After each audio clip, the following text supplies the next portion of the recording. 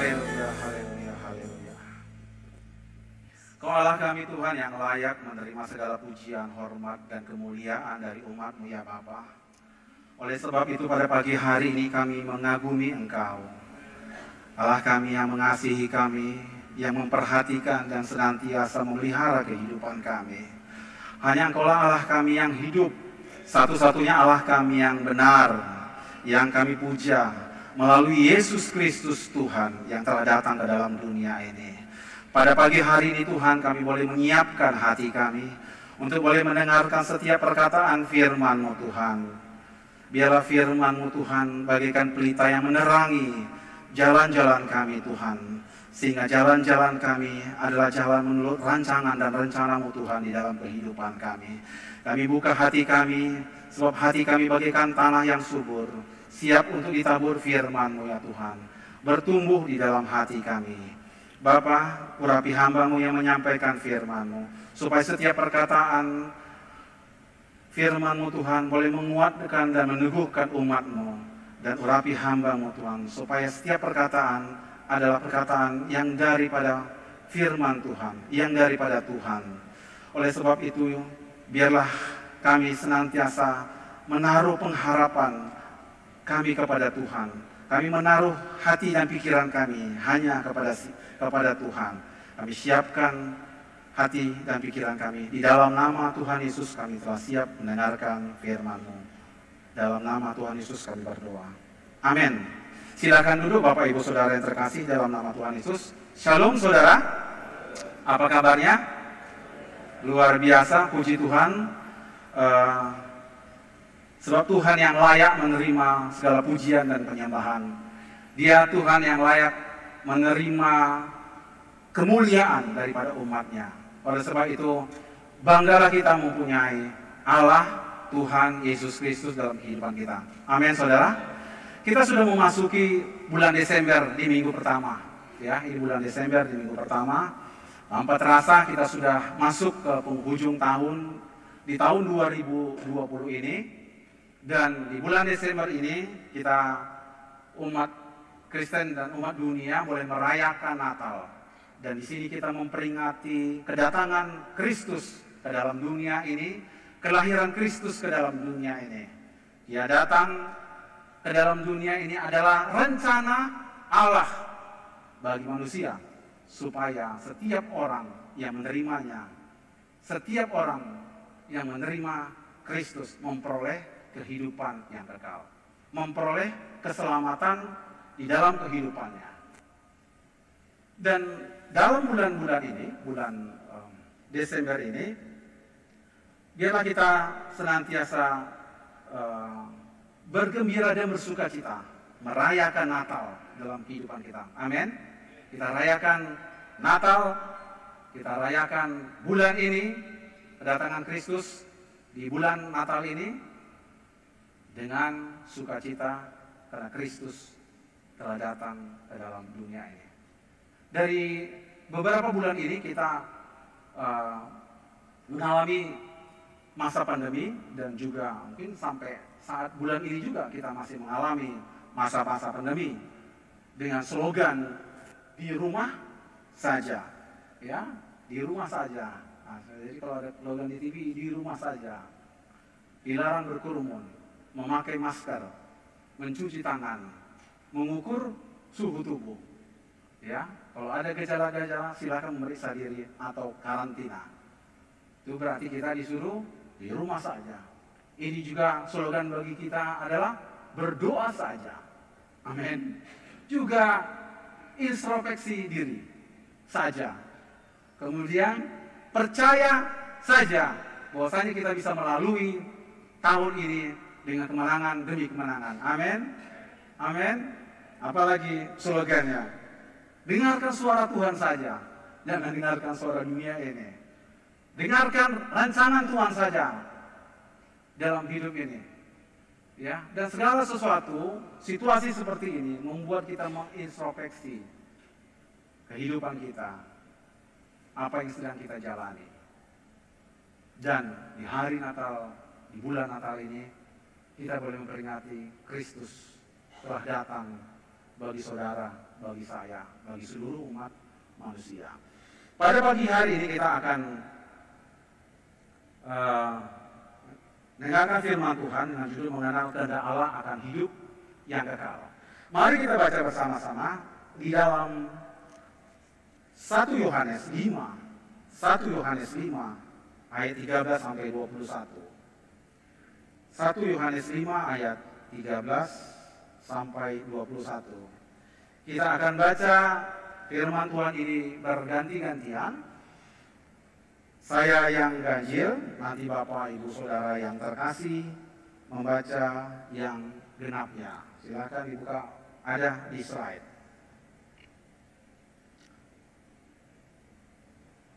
Ayat 13. Semuanya itu kutuliskan kepada kamu, supaya kamu yang percaya kepada nama Anak Allah tahu bahwa kamu memiliki hidup yang kekal.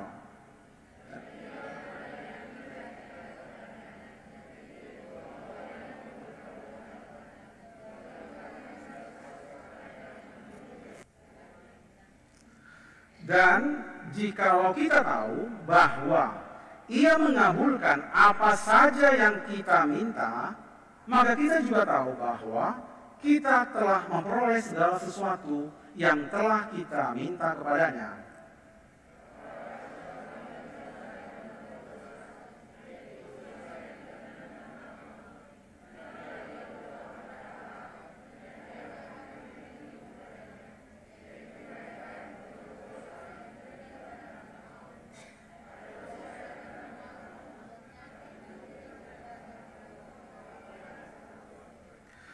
Semua kejahatan adalah dosa, tetapi ada dosa yang tidak mendatangkan maut.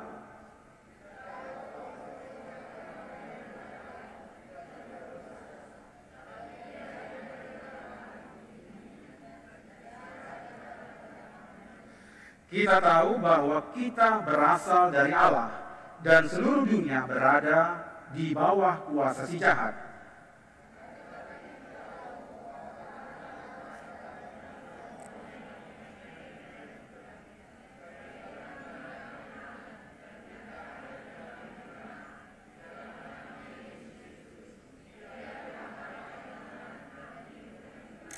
Anak-anakku, waspadalah terhadap segala berhala. Di dalam bulan yang lalu kita telah mendapatkan pengajaran warta penggembalaan dari Pastor Daniel yang berbicara tentang pengetahuan untuk mengenal Allah, mengenal siapa Tuhan itu. Ketika kita mengenal siapa Allah yang kita puja dan kita sembah, maka kita memahami rancangan Allah di dalam kehidupan kita. Ketika kita mengenal Allah itu apa dan bagaimana Dia kita dan bagaimana kedengarannya dan bagaimana kita mempunyai pengetahuan tentang Allah sehingga iman kita bertumbuh di dalam diri kita, itu membuat kita menjadi orang-orang yang berani melangkah di dalam Tuhan, berani untuk melayani Tuhan. Namun dalam pelajaran penggembalaan dikatakan bahwa bukan hanya mengenal hanya secara teori saja, tapi mengenal Allah itu juga harus kita tindakkan di dalam perbuatan kita dan di dalam perkataan kita. Kita tidak bisa mengatakan bahwasanya aku mengenal Allah hanya di dalam hati, tapi kita juga harus mengucapkannya melalui mulut kita, melalui kesaksian kita, dan melalui perbuatan-perbuatan kita yang kita lakukan di dalam kehidupan kita sehari-hari. Itu mengenal Allah. Di dalam ayat yang ke-13 dikatakan begini, semuanya itu kutuliskan kepada kamu, supaya kamu yang percaya kepada nama Anak Allah tahu bahwa kamu memiliki hidup yang kekal. Dikatakan supaya kamu yang percaya kepada Kristus, mempunyai keyakinan aku mempunyai hidup yang kekal. Setiap orang yang mengerti dan percaya aku memiliki hidup yang kekal, aku mempunyai keselamatan dalam hidupku, dan aku tidak akan mati, tapi tetap akan hidup selama-lamanya bersama-sama Tuhan nantinya. Amin, saudara. Dikatakan supaya kamu percaya, mempunyai keyakinan. Oleh sebab itu dalam bulan November kemarin kita belajar bagi saudara yang membaca warta, mendiskusikannya di dalam rayon, ataupun mempelajarinya di dalam kelompok PA, ataupun di dalam keluarga, suami, istri, dan anak-anak. Percaya, pahami bahwasanya orang yang percaya, dia memiliki hidup yang kekal. Di dalam Yohanes di atasnya, Yohanes 5 ayat yang ke-12, 5 ayat yang 12 dikatakan, barang siapa memiliki anak, ia memiliki hidup. Barang siapa tidak memiliki anak, ia tidak memiliki hidup. Berarti hidup itu ada saat kita memiliki anak, menerima Kristus, memilikinya di dalam hati kita. Amin, saudara.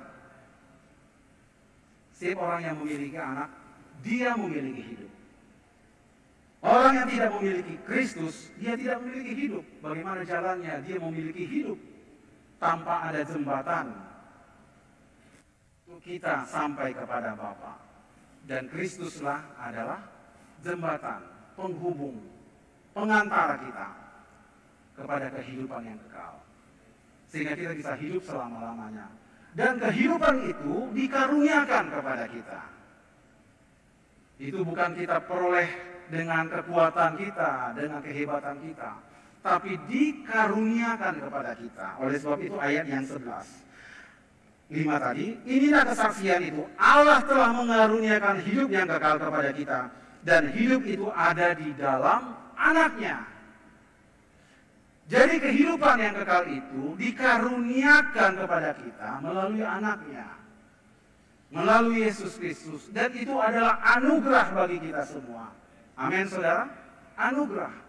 Kedatangan Kristus ke dalam dunia ini adalah anugerah bagi saudara dan saya. Kita menerimanya dalam kehidupan kita. Dan itu adalah anugerah daripada Bapa. Bukan oleh karena kehebatan kita, kekuatan kita, kemampuan kita, tapi dianugerahkan, didatangkan anak itu ke dalam dunia ini. Datang ke dalam dunia, kemudian siapa yang memiliki anak, dia memiliki kehidupan. Dan hidup itu adalah hidup yang kekal, hidup selama-lamanya. Hidup percaya bahwasanya hidup yang kita jalani di dalam tubuh kita ini, nantinya kita akan jalani dalam satu kehidupan yang lain, di dalam tubuh roh yang lain. Oleh sebab itu, setiap orang yang memiliki anak, dia memiliki hidup. Dan hidup itu adalah hidup yang kekal. Selanjutnya, bagaimanakah kita memperoleh hidup yang kekal itu? Kalau yang tadi saya katakan, kita harus mempunyai dan memiliki anak, dan itu dianugerahkan kepada kita, dan semuanya itu dianugerahkan kepada semua orang, kepada kita semua yang hadir di tempat ini, kepada semua orang yang menyaksikan ibadah ini dengan online, kepada semua orang. Dia tidak pilih-pilih kasih, dia tidak pilih-pilih orang, kepada semuanya dianugerahkan anaknya, dianugerahkan kehidupan itu kepada kita. Kemudian dalam memiliki hidup yang kekal itu berarti kita juga harus tinggal di dalam Kristus. Kalau tadi kita memilikinya, selanjutnya adalah kita tinggal di dalamnya. Setelah kita memiliki Kristus, kita tinggal di dalam Kristus, Kristus tinggal di dalam kehidupan kita. Kita memperoleh kehidupan dan kehidupan yang kekal. Di dalam Yohanes 5, Yohanes 15 ayat 5, ini sudah Yesus anggur dan kamu adalah sarangnya. Coba Yohanes 15 ayat 5 dikatakan bahwasanya Yohanes 15 ayat 5. Oke. Dikatakan di sini, akulah pokok anggur dan kamulah ranting-rantingnya. Barang siapa tinggal di dalam aku dan aku di dalam dia, dia berbuah banyak, sebab di luar aku kamu tidak dapat berbuat apa-apa. Kita memiliki Kristus dan menerima anugerah memiliki anak, dan kita memiliki anak itu. Namun kita harus tinggal di dalamnya, sebab kita tidak bisa katakan bahwasanya aku memiliki Kristus, tapi kita tidak tinggal di dalamnya. Sebab orang yang tinggal di dalam Kristus akan berbuah. Dia akan berbuah, diberikan kemampuan dia dalam segala sesuatu, karena Allah ada di dalam dia. Dia akan berbuah banyak dalam hidupnya. Di dalam Kristus kita akan produktif di dalam Tuhan. Tidak ada masa-masa paceklik, tidak ada masa pandemi COVID-19, COVID-20, COVID-18, dan yang lain-lainnya. Karena Kristus tinggal di dalam kita dan kita berbuah di dalam Tuhan. Amin. Amin.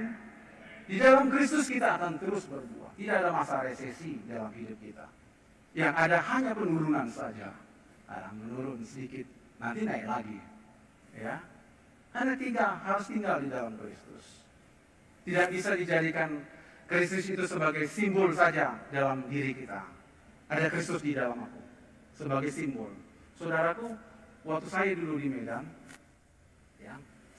Medan, di setiap ruko-ruko itu kalau ada usaha-usaha, saudaraku ya, ada usaha-usaha di ruko itu selalu dipangkan gambar seseorang atau pejabat di depan itu. Ya, kalau masuk ruko, toko atau segala macam itu dipampangkan di situ. Ada gambar kalau misalnya orang tuanya polisi, ada gambarnya gambar polisi. Kalau ada tentara ataupun keluarganya dipasang gambar tentara. Kalau ada pejabat lagi salaman sama presiden sama gubernur, lagi salaman sama pejabat sama presiden ataupun pejabat keamanan yang lainnya. Tujuannya adalah ketika orang datang ke toko itu meminta sumbangan dan yang lain-lainnya, biar dia lihat, rupanya ini keluarga polisi. Ya, jadi ketika di sana kan kalau di Medan banyak, dulunya banyak orang minta sumbangan, aku ya, segala organisasi mau sumbangan A, sumbangan B, sumbangan C, ada banyak datang ke toko-toko, guru-guru minta sumbangan-sumbangan. Lalu ketika dilihat ada polisi, kita agak, ada apa Pak? Minta sumbangan. Sumbangan itu apa? Ini mau buat apa? Tahun pemuda setempat. Padahal kasih sumbangannya 50.000 ya, sedikit kali Pak. Orang-orang ngasih 500.000, ini kok ngasih 10.000? Belum banyak jualan kami katanya gitu. Habis gimana? Lihat itu. Adik aku itu katanya gitu. Itu polisi adik aku itu katanya. Dia pun lagi tugas sekarang ini. Udahlah Pak. Makasih lah Pak. Gambar-gambar itu merupakan simbol supaya ada yang membackup kita, ada yang membacking kita, supaya kita tidak diganggu, supaya kita tidak mengalami banyak masalah. Ketika orang datang nggak jadi masalah. Kalau datang orang nggak jadi, biar jadi melihat gambar atau simbol dalam rumah kita itu, lalu mereka pun akan melihatnya, lalu mereka rupanya ini anggota, ya, keluarga anggota, begitu. Dalam kehidupan kita, tinggal di dalam Kristus lebih banyak berbicara tentang simbol, sehingga ketika ada sesuatu masalah datang dalam kehidupan kita, kita tidak berkutik karena gambar Kristus yang ada. Lalu suatu waktu rame-rame datang pemuda setempat minta sumbangan kepada suatu ruko itu. Gak tanggung-tanggung datangnya, langsung 6 orang datang. Pak, minta sumbangan Pak, kami pelantikan ini Pak, sikit kali Pak. Lalu dikasih mau sikit kali Pak, ini minta ini Pak. Lalu dia sibuk, akhirnya dia menjadi ketakutan. Walaupun ada gambar tentara polisi di situ. Nanti ku telepon kau, kayak gitu kan. Walah nanti tangga Pak gitu. Akhirnya bukan sendiri. Foto dengan orang tentu berbeda. Seandainya gambar itu ada orangnya di situ, ada orangnya, ada polisi, ada tentaranya, dan ada orang datang, tentu akan berbeda sikapnya. Tentu ketika dilihatnya, ada polisi, lalu dia pun akan minta dengan sopan, minta dengan yang lainnya. Kemudian keluarganya itu tenang, oh ada orangnya di situ. Udahlah biar dia yang hadapi. Kehidupan kita memiliki simbol Kristus dengan Kristus di dalam kita, itu sangat berbeda.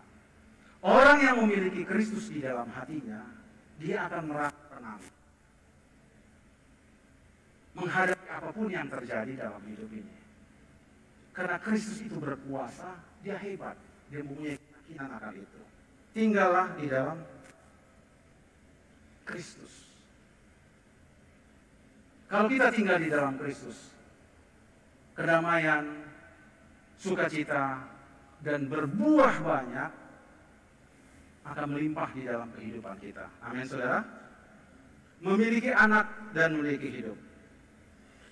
Memiliki hidup berarti siapa pemberi hidup itu. Kita tahu siapa pemberi kehidupan itu. Siapa anak itu sebenarnya, dan apakah kita memiliki anak di dalamnya. Yohanes 13 ayat 3. Yohanes 13 ayat 3 dikatakan, coba dibuka. Yohanes 17. Yohanes 17 ayat 3.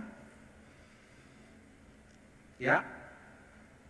Inilah hidup yang kekal itu, yaitu bahwa mereka mengenal Engkau, satu-satunya Allah yang benar, dan mengenal Kristus yang telah Engkau utus.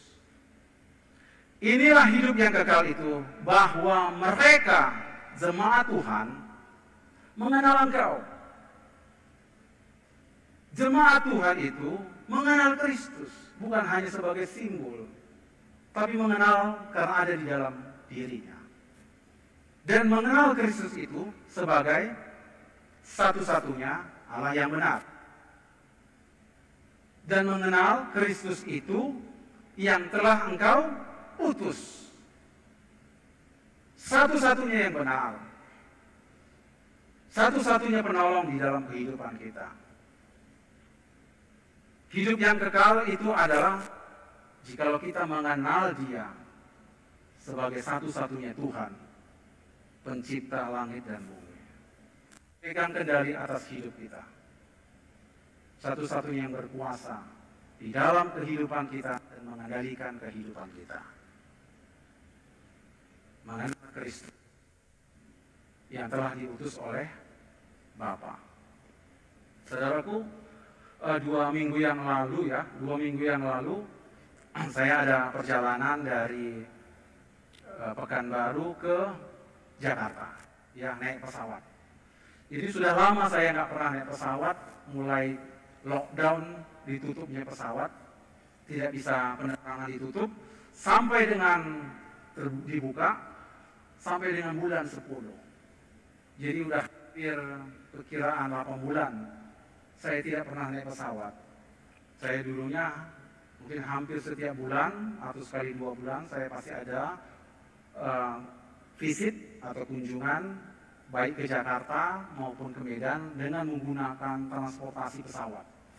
Jadi naik pesawat itu udah sekali sebulan atau sekali 2 bulan saya naik pesawat. Tapi sudah hampir hampir 7 bulanan saya nggak pernah naik pesawat. Lalu dalam perjalanannya dari Jakarta ke Pekanbaru, ya, dari Jakarta ke Pekanbaru saya naik pesawat Batik Air, ya naik Batik Air. Kemudian itu perjalanan saya itu hampir perjalanan jam sore, berarti sekitar jam 4:30. dari Jakarta menuju Pekanbaru, dan perjalanan itu hampir 1,5 jam perjalanan naik pesawat. Dan di perjalanan ya sudah take off hampir 30 menit naik. Di dalam jalanan itu, karena saya duduknya itu di dekat pintu, dekat jendela, jadi saya bisa melihat keadaan di luar. Ya, lihat awan, kondisi naiknya, pas naik nengok rumah-rumah, kemudian bagaimana terus naik ke atas sampai mencapai ketinggian hampir 3.000 kaki di atas bumi.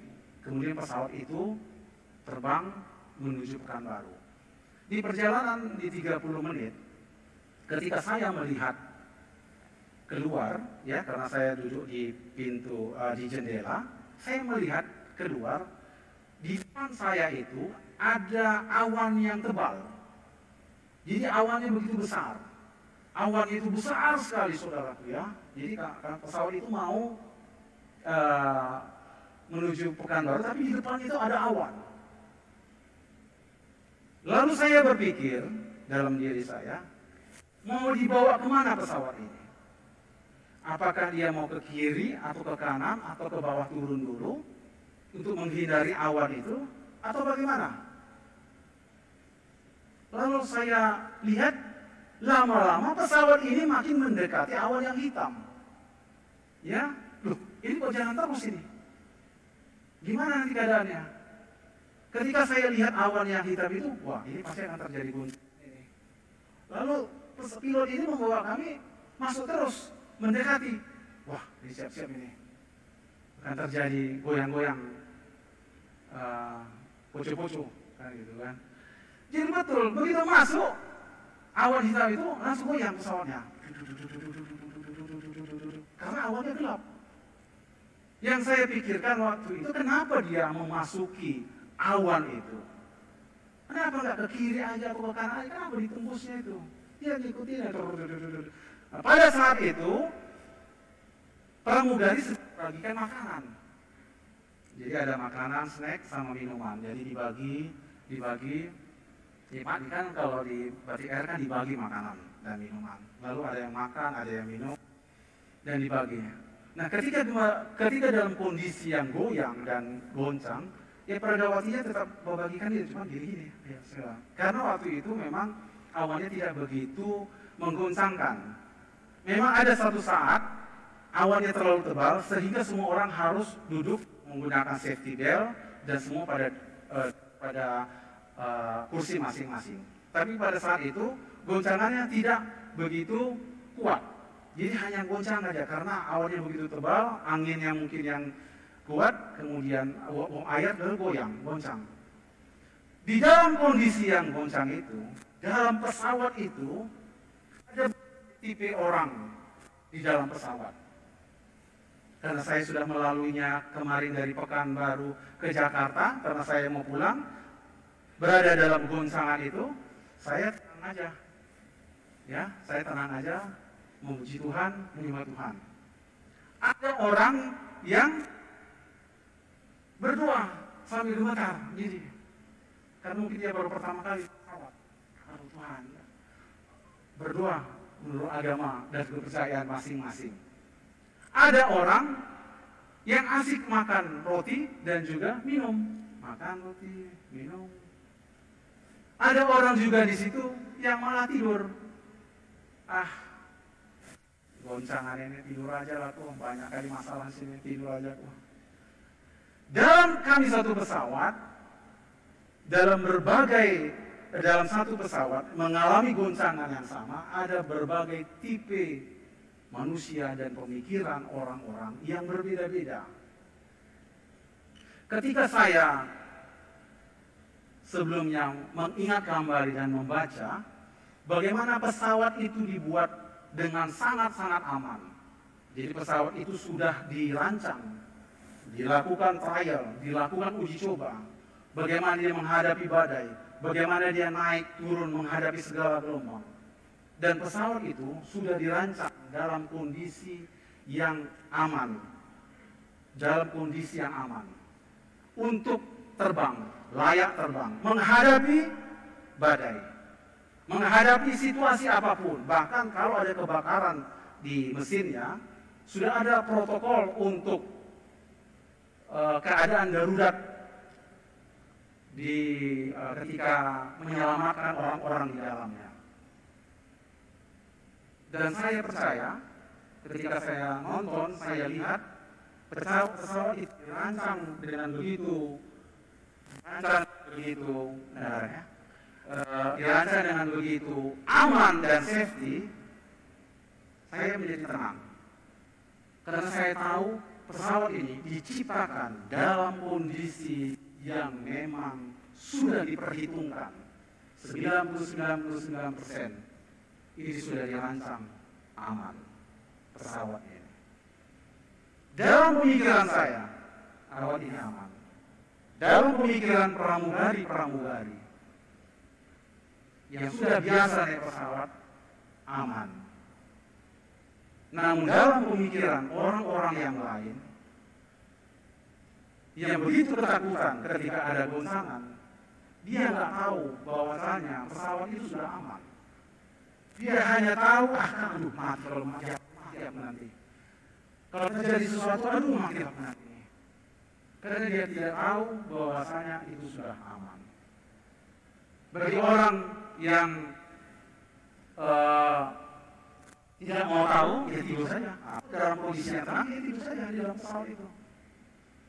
Karena dia tahu pesawat ini aman. Mazmur 91. Ya, mari kita baca.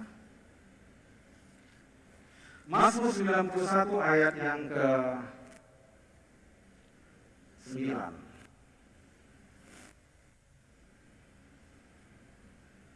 Ayat yang ke-8. Ayat yang ke-9 ya. Mazmur 91 ayat yang ke-9 sampai yang ke-12. Mari kita baca bersama-sama. Sebab Tuhan ialah tempat perlindungan, yang maha tinggi telah kau buat tempat perteduhan. Malapetaka tidak akan menimpa kamu, dan tulah tidak akan mendekat kepada kemahmu. Sebab malaikat-malaikatnya akan diperintahkannya kepadamu untuk menjaga engkau di segala jalan. Mereka akan menatang engkau di atas tangannya, supaya kakimu jangan terantuk kepada batu. Sebab Tuhan tempat perlindunganku, yang maha tinggi kau telah buat menjadi tempat perteduhanku. Malapetaka tidak akan menimpa aku. Wabah penyakit tidak akan menjamah hidupku. Tidak akan sampai ke kemah. Amin, saudara. Amin. Sebab malaikat-malaikat diperintahkannya, kalau engkau jatuh diperintahkannya menangkap engkau supaya engkau tidak jatuh, supaya engkau tidak tergeletak. Berapa banyak yang percaya firman Tuhan ini sama seperti percaya terhadap pesawat tadi. Di dalam pesawat itu saya aman, karena saya tahu penciptanya itu sudah membuat kondisi aman, sehingga saya sampai, dan betul juga jam 7 saya sampai di Pekanbaru ini mendarat dengan selamat, tanpa kekurangan sesuatu apapun.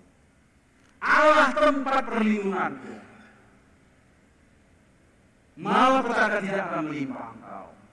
Sampai sejauh mana saudara yakin bahwasanya Allah itu perlindungan, dan saudara sampai kepada tujuan dan rencana Tuhan pada kehidupan yang kekal, seberapa yakin kita sampai kepada tujuan? Kalau saudara merasa bahwasanya firman Tuhan ini kurang aman, maka akan terjadi banyak kekhawatiran dan kegelisahan dalam hidup kita. Dalam keadaan kita akan selalu khawatir dan bimbang akan hidup ini. Gimana nanti kalau aku mati, gimana pesawatnya? Aduh Tuhan, kalau mati nanti kalau jatuh gimana pesawat ini? Gimana kalau pesawat ini bocor? Aduh Tuhan. Saudaraku, di dalam pesawat itu ketika kami masuk ke dalam awan yang gelap itu, semuanya mengalami goncangan. Bukan orang-orang yang takut aja mengalami goncangan, semua mengalami goncangan dalam hidupnya. Semuanya gemetar gini, saya ikut-ikut gemetar, tapi bukan gemetar karena takut, tapi karena berada di dalam pesawat yang sedang poco-poco, yang sedang goyang. Hidup kita sekarang ini, di masa sekarang ini, juga mengalami goncangan yang sama di masa pandemi ini. Semua mengalami masa pandemi. Kalau seandainya dalam pesawat itu saya mengkritik orang yang ketawa-ketawa atau yang makan enak-enak, apa jadinya? Kalian kok enak-enak makan-makannya, nggak kalian lihat ini pesawat ini sudah goncang-goncang. Bu, saya juga goncang-goncang di sini. Cuma saya suka cita di dalam Kristus. Karena ada yang makan di situ, makan, minum, tenang aja. Karena dia tahu aman di dalam pesawat itu. Kita, ketika kita dengarkan firman Tuhan, Tuhan tempat perlindungan, semua kita mendengarkan firman Tuhan ini. Amin. Semua kita dengar, kita percayai Tuhan tempat perlindunganku, kota bentengku, Engkaulah Tuhan penolongku, satu-satunya Allah yang hidup, Allah yang benar. Bahkan Engkau akan menyuruh malaikatmu untuk menatang aku, menolong aku ketika aku jatuh. Dan aku percaya dalam hal itu. Kalau begitu saudara percaya, saudara akan sampai kepada tujuan. Orang yang khawatir itu juga sampai juga ke dalam tujuan, saudaraku ya. Bukan berarti tidak ditinggali. Wah, kamu penakut, kamu naik pesawat, pulangkanlah ke Jakarta, katanya gitu. Tidak. Orang yang takut di dalam pesawat itu ya sampai juga di Pekanbaru ini. Dia nggak ditinggal, nggak dipulangkan. Kalau dipaketkan ini mau penakut ini nggak sama aja, saudaraku ya. Orang yang berani, yang tenang hidupnya, yang mengerti tentang hidupnya, sukacita, damai sejahtera, sampai ke Pekanbaru. Orang yang takut, gemetar, yang apa saya bilang ya, mati aku sampai juga di Pekanbaru. Cuma kan kasihan hidupnya menderita 1,5 jam dengan penuh dengan ketakutan, kan gitu. Kalau perjalanan hidup kita dari Pekanbaru saya itu dari Jakarta ke Pekanbaru 1,5 jam, kalau hidupnya khawatir terus dalam hidupnya, bukankah itu satu kebodohan? Dia khawatir terus sampai juga di Pekanbaru. Saya yang tenang-tenang mendengarkan firman Tuhan, nyanyi-nyanyi, makan minum dalam perjalanan sampai juga di Pekanbaru. Saudaraku yang terkasih di dalam Kristus, malapetaka tidak akan menimpa engkau. Walaupun tidak sampai ke kemahmu. Dan itu akan membuat kita seberapa kenal kita kepada Tuhan itu. Amin, saudara. Di dalam hidup perjalanan ini juga kita semua mengalami goncangan. Sama kita mengalami goncangan. Saya juga mengalami goncangan di masa pandemi ini. Baik dari hal ekonomi, baik dalam hal sosial, baik dalam hal pendidikan juga, yang lainnya dalam segala bisnis. Saya juga mengalami goncangan. Semua kita mengalami goncangan. Namun ketika kita percaya Allah bersama-sama dengan aku, Tuhan tempat perteduhanku, aku tidak akan goyang bersama-sama dengan Tuhan. Karena aku tahu Tuhan telah menciptakan aku sempurna di dalam Kristus. Amin, saudara. Kita sempurna di dalam Kristus. Saudara yang telah menerima Kristus dan ada Kristus di dalam hati saudara, saudara sempurna. Sehingga dalam menghadapi segala apapun yang terjadi dalam hidup ini, saudara pasti bisa melaluinya. Amin. Apapun yang terjadi, goncangan pun yang terjadi, saudara bisa melaluinya. Saya bisa melaluinya. Saudara bisa melaluinya. Serta tangan Tuhan yang menyertai kita. Dan kita akan sampai pada satu kehidupan yang kekal. Karena ada anak, ada Kristus di dalam diri kita. Jadi kalau saudara berkeluh kesah, patah semangat, kemudian mengalami banyak pergumulan di dalam hidupnya, dan saudara hanya berada di situ terus, tidak terlepas, diikat oleh kerajaan. Sadarilah bahwasanya Allah yang kita sembah, yang kita puja itu menciptakan dan merencanakan hal yang sempurna di dalam kehidupan kita. Di dalam Roma 2 ayat 6 sampai 8. Roma 2. Bagaimanakah kehidupan yang kekal itu diberikan kepada umatnya? Kalau tadi kita bagaimana kita menerimanya dan menjalaninya, bagaimana sebenarnya kehidupan yang kekal itu diberikan kepada umatnya di dalam Roma 2, ya. Roma 2 ayat 6 sampai 8. Ayat 6, Roma 2 ayat 6. Ia akan membalas setiap orang menurut perbuatannya, yaitu hidup yang kekal kepada mereka yang dengan tekun berbuat baik, mencari kemuliaan, kehormatan, dan ketidakbinasaan. Tetapi murka dan geram kepada mereka yang mencari kepentingan sendiri, yang tidak taat kepada kebenaran, melainkan taat kepada kelaliman. Penderitaan dan kesesakan akan menimpa setiap orang yang hidup berbuat jahat, pertama-tama orang Yahudi dan juga orang Yunani. Hidup yang kekal itu akan diberikan kepada orang yang tekun berbuat baik, mencari kemuliaan Tuhan, mencari kehormatan, dan juga ketidakbinasaan. Sebab setiap orang akan dibalas menurut perbuatannya. Apa yang kau lakukan hari ini akan dibalas menurut perbuatan dan kelakuan. Mengapa orang begitu takut dalam hidupnya? Karena dia begitu mencari kepentingan diri sendiri. Dia melakukan hal-hal yang jahat dalam hidupnya dan yang tidak baik.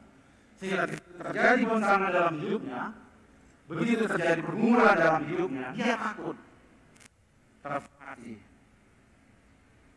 takut segala macam.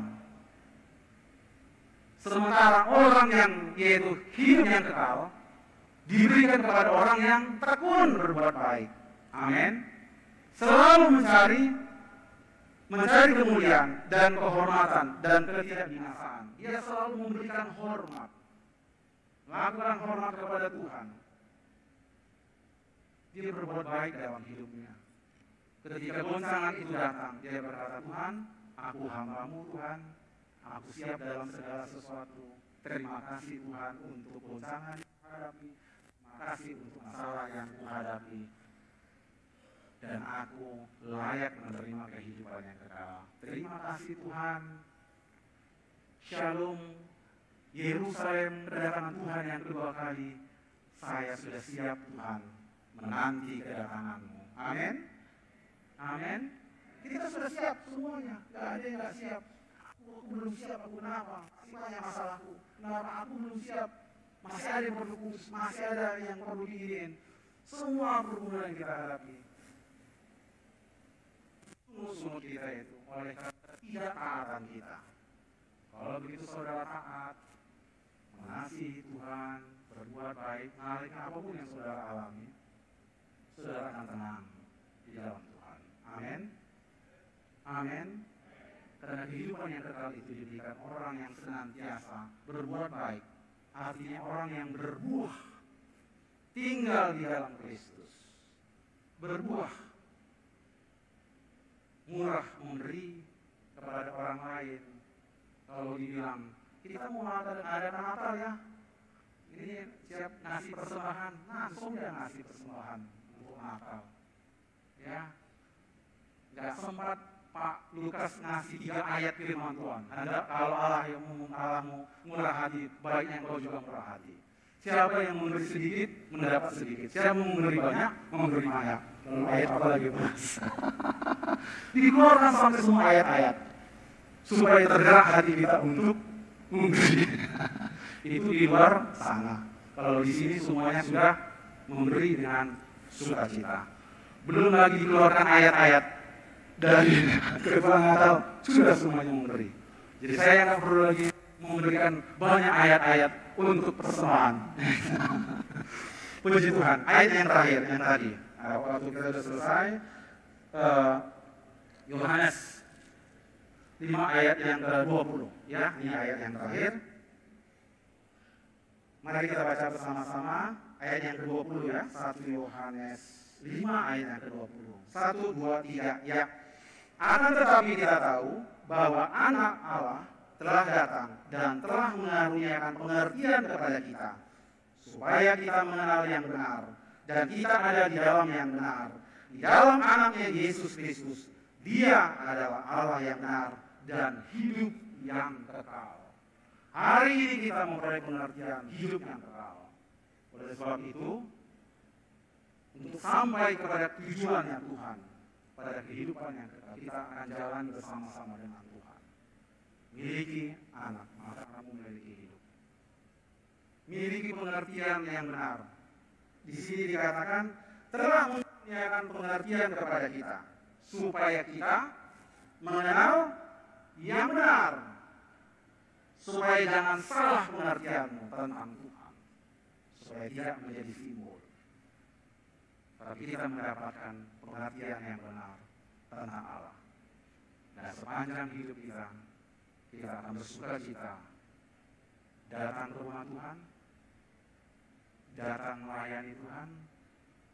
Kita bersuka cita bekerja dimanapun kita berada, melayani dimanapun kita berada, dengan penuh keyakinan, sebab kita mempunyai pengertian yang benar tentang Tuhan.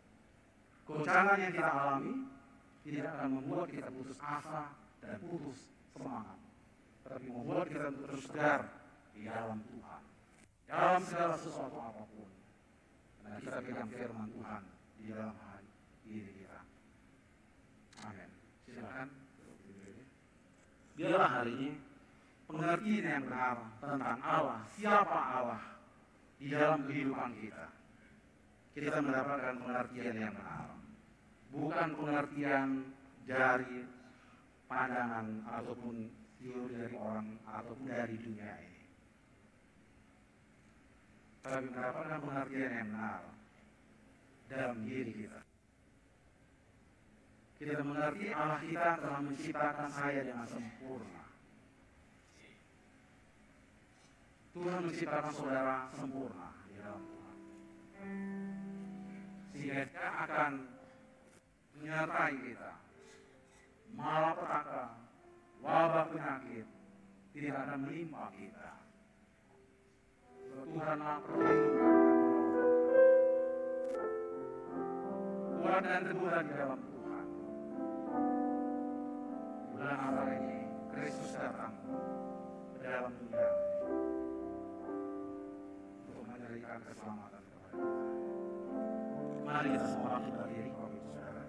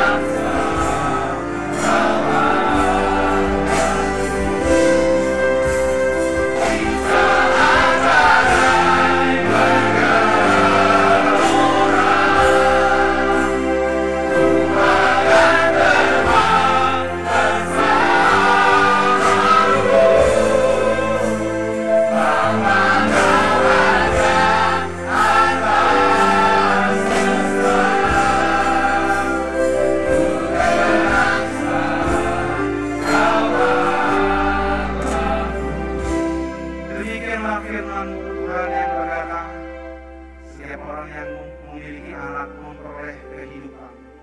Dan hidup itu ada di dalam Kristus. Kristus telah ada di dalam hati kami ya Tuhan. Ada di dalam kehidupan yang kami. Oleh sebab itu kehidupan kami adalah kehidupan yang sempurna di dalam Kristus. Oleh sebab itu ya Tuhan, kami boleh mengatakan mempunyai keberanian untuk berjalan bersama-sama Tuhan di saat badai menggelora, di saat badai dan awan hitam. Kami akan terus maju.